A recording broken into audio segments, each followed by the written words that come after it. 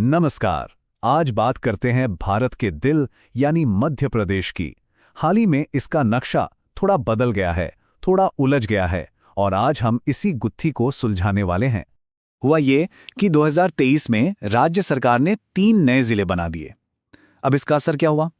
वो नक्शा जो हम सबको याद था वो पूरी तरह से बदल गया। तो अब कुल जिले हो गए हैं 55। जी हाँ, पूरे 55।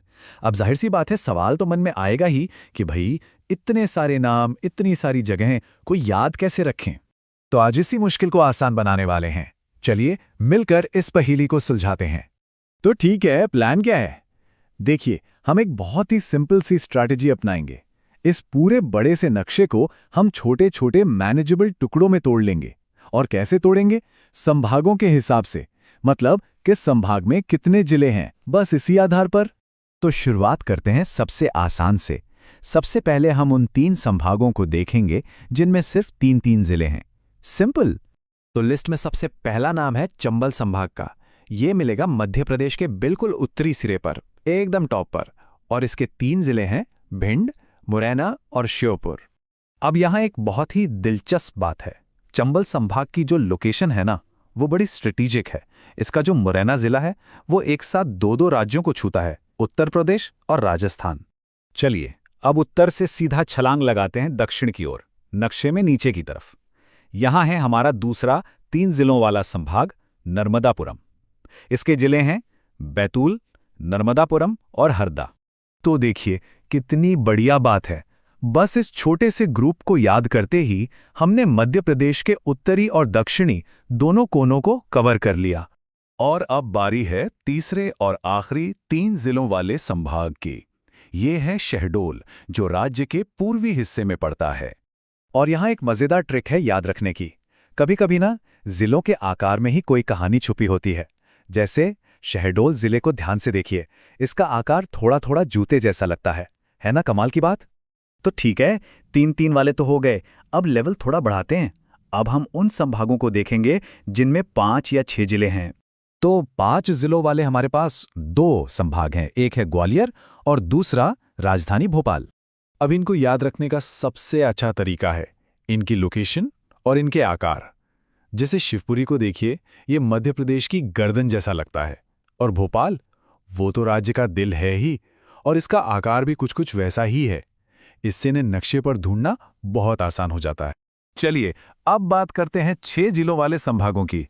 यहां भी 2 हैं, सागर और रीवा। और हां, रीवा पर खास ध्यान देना होगा क्योंकि यहीं पर हाल ही में 2 नए जिले जोड़े गए हैं। तो मतलब साफ है, अगर 2023 का नया नक्शा समझना है तो रीवा संभाग को समझना ही पड़ेगा। यहीं पर वो नए जिले मऊगंज और मैहर शामिल हुए हैं। अच्छा, तो अब तक का सफर तो ठीक रहा।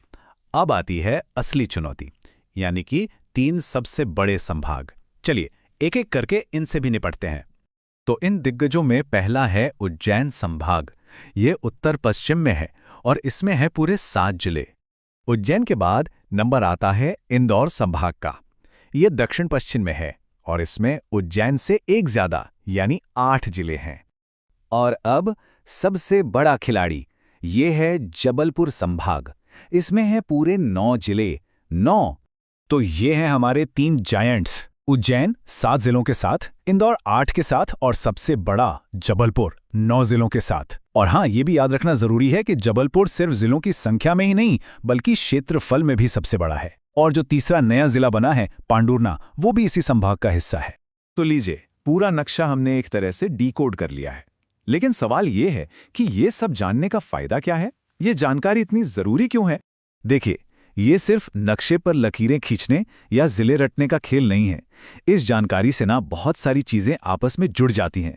जैसे कि भूगोल की बात करें तो अब हम बता सकते हैं कि सबसे उत्तरी या दक्षिणी जिला कौन सा है। राजनीति के लिहाज से कौन से जिले दूसरे राज्यों से सीमा बनाते हैं, नर्मदा जैसी नदियां कहाँ से गुजरती हैं, आदिवासी बेल्ट कहाँ है, नेशनल हाईवे कैसे बिछे हैं, सब कुछ इस नक्शे से ही जुड़ा है। सच कहूं तो ये नक्शा सिर्फ लकीरें नहीं है, ये एक चाबी है। एक ऐसी चाबी जो मध्य प्रदेश से जुड़े 50-60 सवालों के सीधे जवाब खोल सकती है। खासतौर पर उन लोगों के लिए जो किसी परीक्षा की तैयारी कर रहे हैं, उनके लिए तो ये बहुत ही कीमती है। तो अब क्या और कहां तो हमने समझ लिया। अब सवाल ये है कि इस जानकारी के साथ क्यों को कैसे खोजा जाए। मतलब अब जब जमीन पता है तो क्या इसकी गहरी कहानियों को जानने के लिए हम सब तैयार हैं?